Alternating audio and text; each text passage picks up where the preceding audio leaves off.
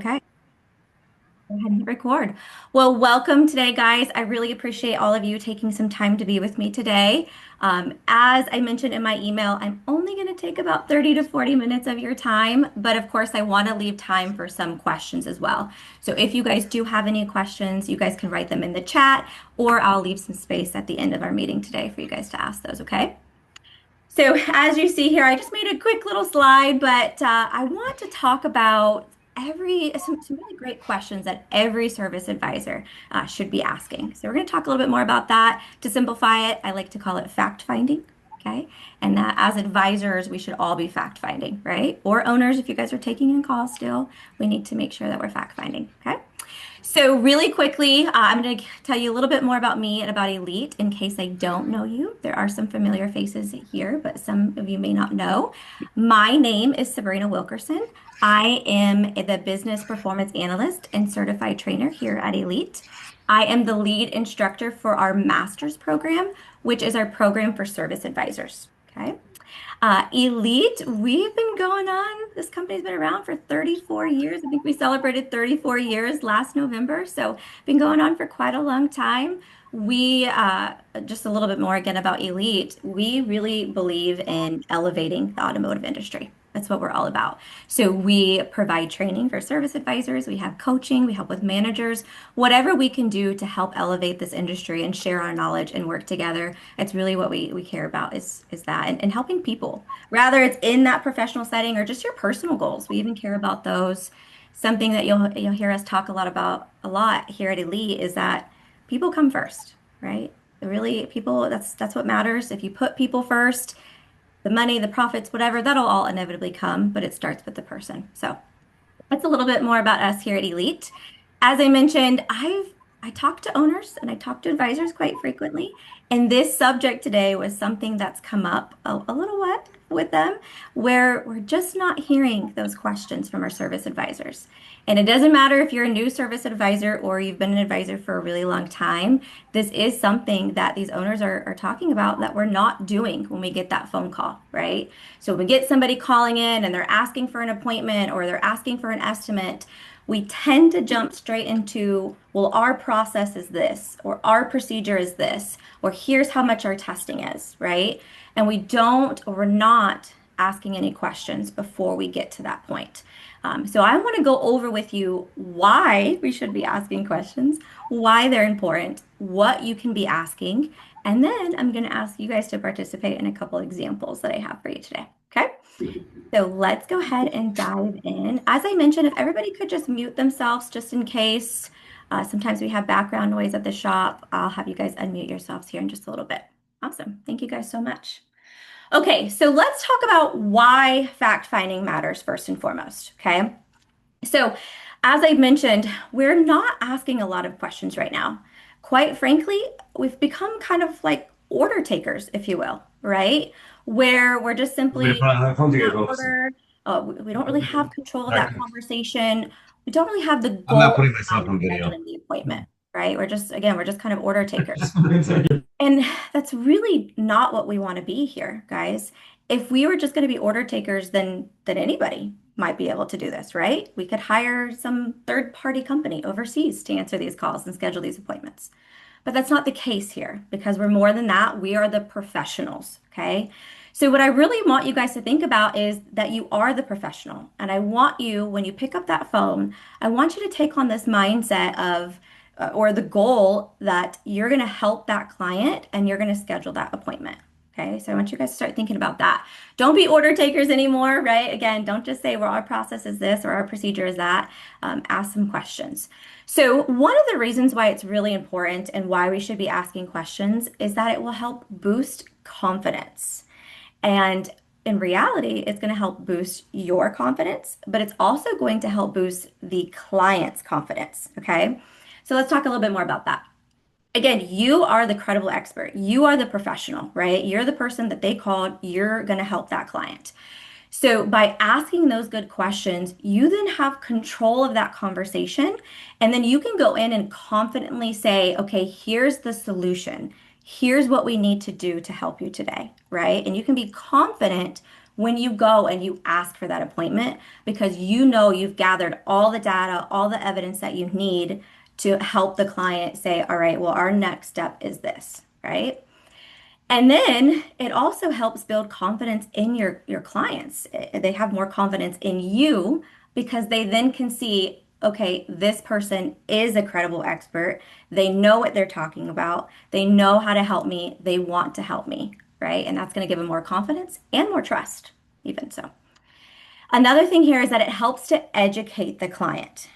Sometimes clients think, oh, this is simple, right? Maybe they went to technician Google and they typed something in and they learned something because, Google, he's ASE certified, in case you guys didn't know.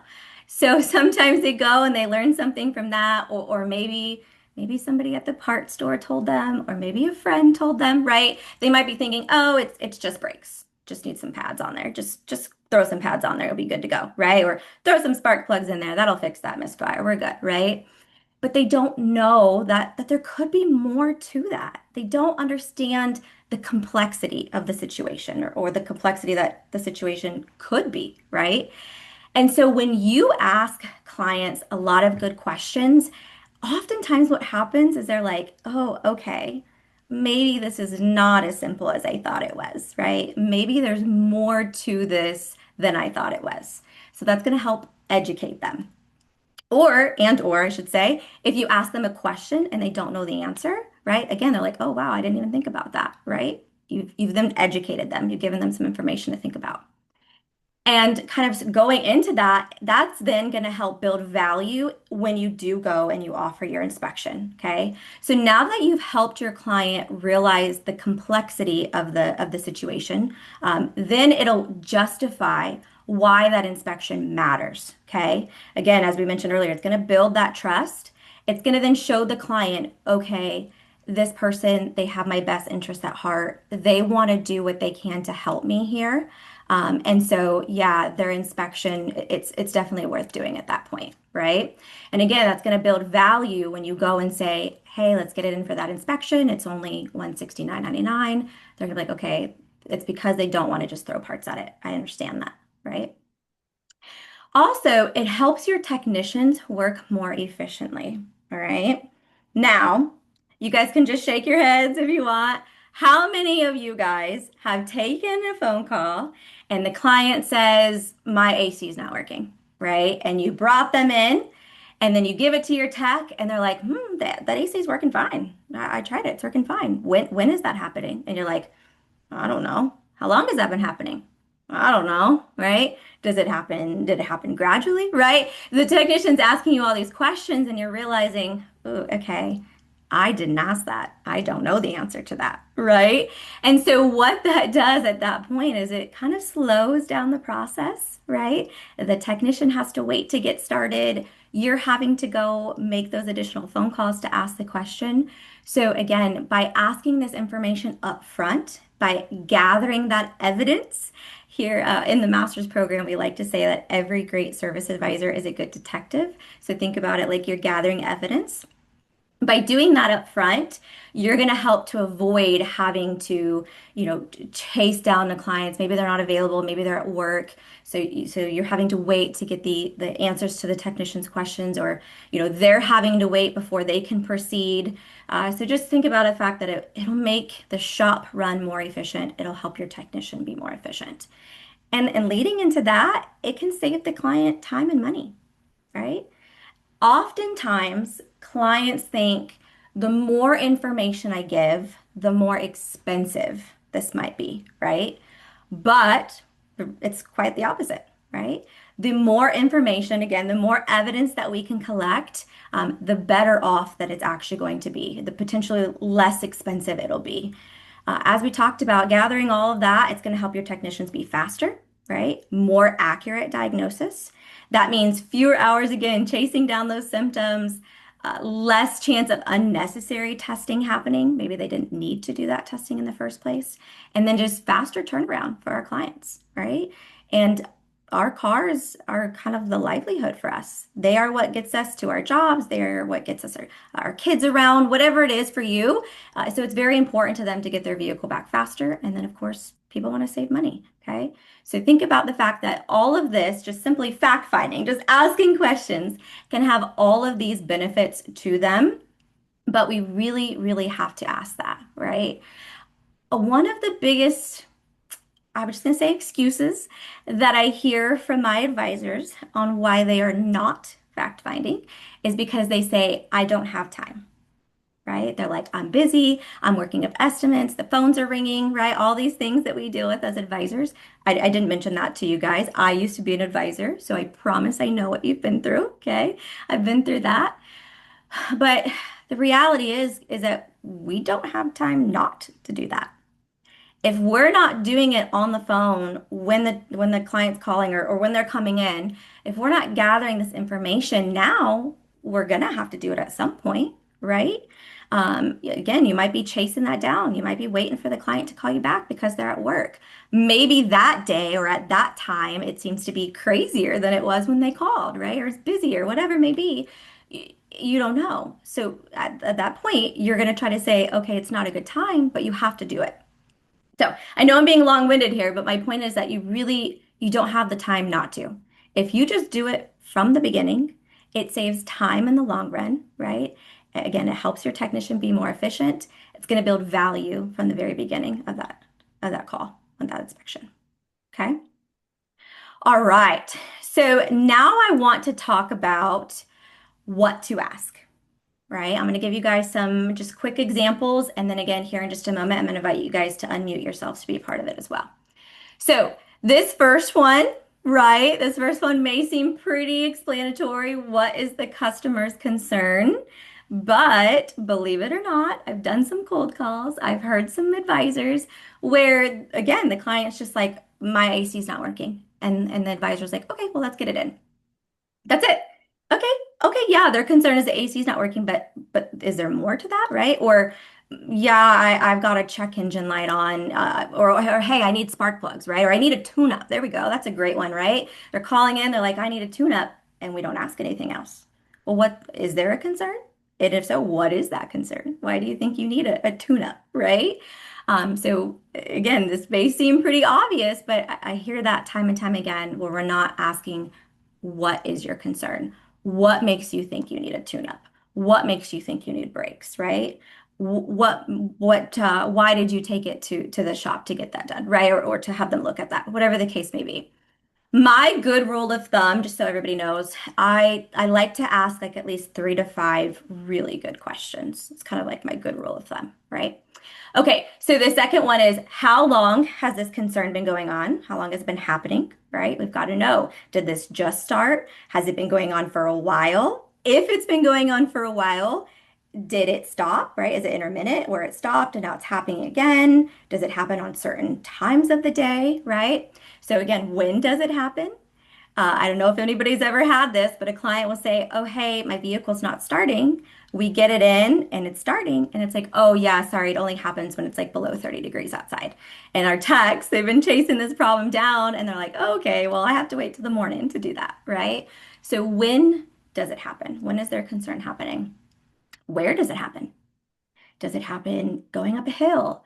Does it happen on highway speeds? Is it around town, right? Are you off-roading with it? When and where? Another thing I really like to use if I'm just like, okay, the clients, I'm not getting a lot of information quite yet. I need to gather some more evidence. How can I help them know what kind of information to give me or what are these good questions that I can ask them? I really like to use my senses, right? So I'm gonna have you guys unmute yourselves if that's okay. So first one, I have, what does the customer see? Thanks, Josh. Or yeah, thanks, John and Josh. Appreciate you guys, Brian. Okay, so if we're thinking, what does the client see? What are some things? I'd love to hear from you guys. What are some things that customers can see? As far as like brakes, or is there excessive brake dust on one particular wheel? We've had a lot of instances with finding out some information on like a bad heater core. Is when one we had someone not too long ago, they turned their defroster on and they were getting like film on the bottom portion of their windshield. So that's another thing. Okay, as you were Mm-hmm. saying, collecting more information can help us zero in on what exactly we're looking for. Yeah. But those are the two that jump out to me just in recent events is brake dust, you seeing excessive wear on tires, things like that. Yeah, those are great, Josh. Thank you You could also for do like sharing. fluid Anybody else leak. think of things that clients might be able to see, right? Again, we're trying to collect data and we're like, okay, what about see? What are some things that you might ask them that they're seeing? Oil leak. What about like fluid leaks Mm-hmm. and like if it got steam or overheated? Mm-hmm. Um, Stuff lights, are the lights working? Lights on the dash? 100%. Any visual indications of other things? Mm-hmm. Yep, those are great. Thanks, Brian. I appreciate you. Absolutely, right? Are there fluids leaking? Can you see broken parts underneath your vehicle, right? Are there any lights on your dashboard? Any brake dust, excessive brake dust, right? All of these things. So again, if you're like, I don't know what to ask, think about, okay, what are things that they can see that I can ask this client that pertains to somewhat of what they're speaking about, right? The other one is here. Okay, what are some things that our clients might be able to hear that can give us additional information, additional evidence? Screeching from when pushing on the brakes, other Hmm. noises, thumping, hitting potholes, Yep, rough areas. yep, yep. Or when they're starting, what Well, kind of noises are coming from that? yeah, yeah. Sorry, Sharon, you were cutting out a little bit. I think you said about starting, right? Some noises while starting the Yeah, vehicle. Absolutely. We're going to talk about that yes, one in yes, just a sorry. moment. Yeah, that's great. Thank you. Yeah, I mean, let's think about it. There's lots of noises, okay? There's grinding, there's ticking, there's roaring, there's clunking, there's squealing, right? There are so many different noises that could be going on with their vehicle, but sometimes those noises can be very significant to help us. Again, I'm not going to jump ahead quite yet, but one of the things Sharon just said is a big factor there when starting a vehicle. So we're going to go over that one here in just a moment. Okay. So what about feel? What are some things that a client might be able to feel in their vehicle? Vibrations Hmm. when braking is a good one. Are you feeling it in your steering wheel or are you feeling it in your seat? Right. So Yeah. that was the owner's probably in a private jet somewhere in Yeah. Ireland. So like Yeah. that's that's kind of the difference between the All right. Any other things that we could think of with feel? Like vibrations at different speeds to indicate Mhm. acceleration, deceleration, uphills, downhills. Yep, 100%. Yep. Vibration, pulsation, pulling, right? Is it pulling to the left, pulling to the right, shaking, right? And again, just think about these. These seem pretty simple. We're using our senses, but once we ask these questions, it can be one question and you get a response and you're like, okay, I know where to go with this. I know what my next question should be, right? Or I know what the testing should be based off that. But these questions can help us lead to more and more questions, which is what we need, right? We're fact finding to help the client. All of this is encompassed in phone skills. I'm going over one portion of phone skills with you guys, but I'm going to provide you some resources. I'll go over that here in just a moment. But this is a huge part that we should be doing to lead to questions. So the last one, going back to this really quickly, is smell. What are some things the client might be able to smell that you can talk about? Think of anything? Fuel Burning, smell, burner smell. sweet smells. Hmm. Um, if you do smell burning, does it smell like burning rubber? A lot of folks have had blower motor issues. Does it smell like electrical burning? Hmm. They're great. Thank you, Josh. Yeah. Yeah, so again, burning, right? Is there like a sweet or a syrupy smell? Is it a gas? Is it exhaust smell, right? Is it rubber, right? All of these things. So we can use our senses. So once again, if you're having trouble collecting that data, if you're not quite sure where to go with the conversation, just use your senses and think, okay, what are some things I can ask them? I can ask them this, right? These are going to help us. Again, go back and remember why this is important. If you're one of those people who are saying, "Well, I don't have the time to ask all these questions, Sabrina. We're really busy. Our phones are ringing off the hook. I've got 10 estimates waiting for me," right? Whatever it may be. Just think, okay, I'm going to need this at some point. I have to get this information at some point. I might as well do it now, right? I should help myself, help my technician, help my client. One thing I didn't have on here, but it is going to help strengthen that relationship. I did mention, confidence, and I said a little bit about trust. It builds that relationship with the client, and it shows that you truly care about them if you're taking that time to ask them these questions and not just trying to get them off the phone as quickly as possible. Okay, so that's something else to think about. All right, again, I'm going to involve you guys in this next section, and I love a pretty good open discussion with these. So we've already talked about a couple of them, but I really want to talk about some real scenarios. And I want to hear from you guys, as whether you're owners here or if you're advisors or whatever your role is. When you hear this, what are some things that you might ask? Okay. Ooh. All right. We're going to start with this one here. My car won't start. That's it. My car won't start. What are some questions that you guys might ask? Does it crank? Okay. Cranking, is it doing anything at all? Is the lights on? Okay. What are you experiencing when you try to start the car? Yep. Love it. Love it. Okay. Any other ones? Did it stall out on you? Mm-hmm. These are good. Yeah. What else? I would say, do the doors lock and unlock? Like, does it have any electrical problems, like power-wise? Okay. Yeah, that's a good one. Yeah. I love it. I love it. When someone says, my car won't start, okay, we might right away say, okay, well, let's get it towed in here. Let's figure out what's going on. And then that's it. That's a good starter. But sometimes for advisors, that's it. But we have to ask these additional questions. You guys have already brought up a lot of good questions, right? What happens when you start it? What happens when you try to start it?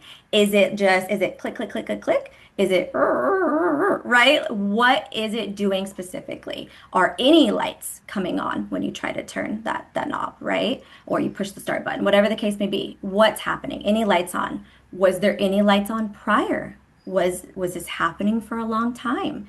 Was it something that was more sudden, right? Has it been kind of slower to start for you over the last couple of days, or is it just you just went out there and suddenly it won't start, right? Another thing is, has there any work that's been performed on it recently, right? Another thing is, did this happen after the car was parked overnight, or did you drive somewhere? Have you been driving for a while and suddenly you went back out to it and it wasn't starting, right? How long was it sitting for before this happened? Right? These are all great questions. Sometimes we can find out the car's been sitting for a year and it's like, oh, okay, yeah, it might not start, right? But we have to ask these questions first so that, again, collecting data, collecting evidence here before we can go and offer that solution of what we need to do, okay? All right, I've got another one here for you. A client calls and they say, I'm hearing a noise while driving. That's it. I'm hearing a noise. What are you gonna ask? How soon can you be here so we could ride with you? Okay, I love that, John, right? Invite them in for a ride. That's great. Somebody else said something, I think. What kind of noise? Is it a metallic noise? Is it a rubber noise? What is going on when you're driving? You braking, accelerating, going around a turn? Mm-hmm. Yeah, 100%. Yeah. First, right, you got to identify what kind of noise are we talking about And here. where are you hearing? Mm-hmm. That's a good one too. Yep. Is it while you're braking? Yep. 100%. Yeah. Is it while you're braking or are you going over bumps, right? Is it just when you're turning the steering wheel that it's happening, right? All of these things are going to help our technicians narrow down, okay, here's where I might need to look, right? Do you notice it coming more from the front or the back, right? Do you know? Was it a sudden noise or has it kind of gotten louder over time? Is it a consistent noise or is it random, right? And John, I love what you said about inviting them in. Of course, if we can do that, that's great. But, collect all of this information so you can help your technician and help your client and yourself. Okay.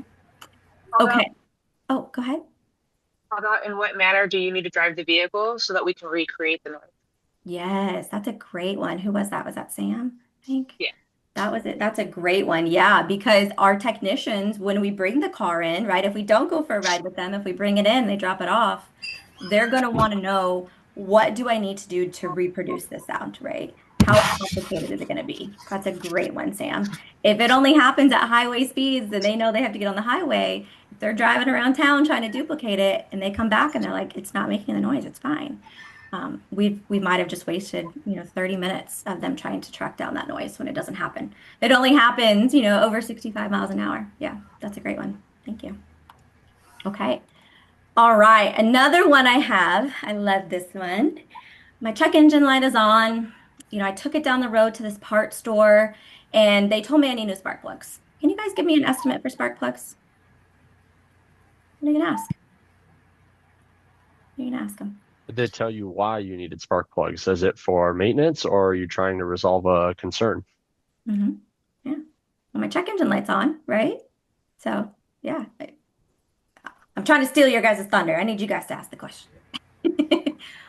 What other questions? I would say I'll get you a quote and collect their information on that. While I'm doing that, can you explain to me why you think that it is you need spark plugs? And then my check engine light is on. Okay, have you noticed anything else? When did that come on? Did you just get gas? Has there been any work done to it? Has it been driving differently? Yeah, these are great. So I still want to give them that quote because that's what they asked for. But then while I'm putting that together, I can get more information as to where I think we should probably go next rather than just dragging it through a parts catalog. Yeah. And you bring up a great point, Josh. If we ask these questions, we may discover that giving them an estimate isn't going to be what's best for them, right? Because they can call in and they can say, yeah, I need this estimate for spark plugs. And we go and we gather all that data and we're like, whoa, wait a minute. It might be a little bit more than just spark plugs. Let's bring it in, right? Because the last thing we want to do is come in, throw some spark plugs in it, and they're back a couple days later because the check engine light is off on and it has a misfire again, right? We need to replace all the ignition coils, whatever the case is, right? So it's important before you say, hey, I'll give you that estimate, you gather that data. I like to say, yeah, absolutely. I'd love to help you with that. I'm just going to, ask you a few questions if that's okay, and then go from there, right? Good point. Cool. Anything else you guys can think of? Any other questions with the check engine light?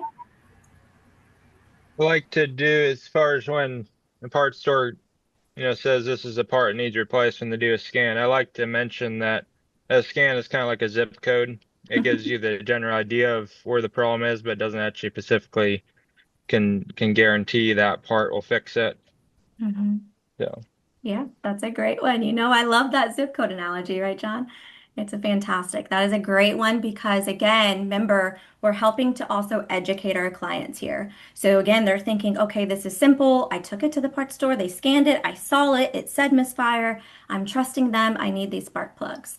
Well, you might need those spark plugs, right? But that light could indicate something else is going on, something else caused the spark plugs to go out. So we do like to use the zip code analogy. It's a good one. Cool. Awesome. So yeah, just kind of like a recap here. How long has that light been going on, or how long has it been on for, right? Is it flashing or is it a solid light? It's a good one. Any recent repairs done on the vehicle? How is it running? Are there any drivability concerns? And make sure you guys elaborate on that, such as when you're at a light, do you feel shaking, right? Something we might refer to as like a rough idle. Is there any hesitation when you're trying to get up to speed? Can you get up to speed, right? Or as we all know, are they in lit mode, right? Are they stuck and they can't go over 30 miles an hour, right? Do you know what the specific code was that they found on your vehicle? Okay. So all of these are questions. And as hopefully you guys can see, when we ask one question, we get the response, then we are going to know, okay, this is the direction, again, that I need to go with these other questions. Okay. All right, I've got one more for you here. My AC isn't working. AC isn't working. What are you guys going to ask? When you say your AC isn't working, do you mean there's not cold air coming out or it's not blowing air? Okay. What if I say it's blowing hot air? Okay. Is it doing that out of all the vents or just one in particular? Yeah, all the vents. So the good news is the blower motor seems to be working. You're not hearing any noises in the dash, ticking, tapping, anything like that. No, no ticking, nothing like that. This is great. I love that, Josh. Thank you for being willing to do that. Are there any other questions that you guys can think of that he could have asked me about this? When it worked last time, if it worked last year, last summer. Yeah, I was blowing really cold air last summer. Any other questions? Have you ever gotten an AC recharge before? What do you mean by AC recharge? Has a shop ever hooked up the AC machine and see how much refrigerant is in the system? No, I don't think so. I don't think I've had that done. Have you tried to recharge it yourself? That's a great question. No, I have not. That is a great question, Kyle and Corey. Those are both really good questions. Corey, the reason I asked what do you mean by, recharging it is sometimes our clients don't know what that means. So I just want to be very Yeah, clear. understood. Yeah, that's a great question though. Nice. So, okay, this is a great example of why all of these are, but this one too, that fact-finding questions are so important. One thing that really comes to mind for me, okay, let's take the scenario I just painted for you guys. I said my AC is not working, and then I said it's blowing hot air out of all the vents. I'm not hearing any like ticking noises, okay? So I might even ask, or John, you said, was this happening last summer? So you can say, okay, so it sounds like this is sudden, right? Or it's been gradual. No, it's really sudden. Okay. Have you noticed on your dash the temperature gauge kind of moving up at all, right? Because something that comes to mind for me, I don't know about you guys, but if suddenly the vents are blowing hot air, what if their engine was overheating? And that's why that happened, right? And then suddenly, we're not looking at an AC evac and recharge. We're looking at something entirely different that might be going on. Does that make sense? So that's why asking these questions are really important. I actually talked to an owner, and that was a scenario that kind of happened for them, where it was simply that the AC was blowing hot air, and the technician gets it in, and they're like, it's blowing fine. It's cold air. It's coming out fine. Refrigerant's good. So far with the dye in there's no evidence of any leaking Freon anywhere. And come to find out, it was actually overheating. And as you guys may know, like if we're going and we're trying to duplicate this and the engine's running, we could potentially cause more issues, right? If it's sitting there running while we're doing this testing or while our tech's doing that testing. So it's really, really important that we asked those really good fact-finding questions. Does anybody have any questions about any of this so far? No questions? Cool. Okay. Well, my next section is some questions. So if there are any questions that you guys can think of, maybe there's a scenario where you're like, hey, what kind of questions could I ask here? I'd love for you guys to mention those right now. I hope that you guys all see how important it is to fact find. And I know I'm going to be a little repetitive here, but as I mentioned, it doesn't matter if you're a new advisor or you've been doing this for a really long time. I sometimes like to do cold calls. And I hear it from both sides, right? Existing advisors and new advisors, where we're not asking these questions, we're not collecting this evidence until the technician's in the car, right? And then we need that information. So it's really important. It's going to help you build value. It's going to help you build your own confidence and the client's confidence in you, and let them know that you have their best interests at heart, right? You want to find their solution. You don't just want to throw, parts at a vehicle. You want to give them peace of mind, and you want to save them as much time and money as possible. And fact finding, collecting this evidence can certainly do that. Okay. Any questions, guys? No question's a stupid question here. This is a safe space, so. No. Are there any scenarios that you guys have gotten from clients where, again, you're just like, wow, I had no idea what to ask? No? Are we all just being really shy? Okay. All right. No question. I'm sure I have one. I just can't think of it right now. That's okay. I'm putting you on the You're spot right. a little bit here. You guys didn't know that you were going to participate today, right? That was a surprise. Awesome. All right. Well, if you guys do have any questions that come up after our meeting today, you're like, wait, I remember I had this scenario, or you're just like, I don't know, Sabrina, I need you to elaborate a little bit more for me on the importance of fact finding, please reach out to me, okay? I would be happy to connect with you guys. Like I said, I am the lead instructor for the master's program, which is our 6-month training program for service advisors. So we go over phone skills, we go over fact finding, we go over selling repairs, and so much more. So if you guys have any interest in learning more about that, I'm going to send everybody an email here in just a little bit.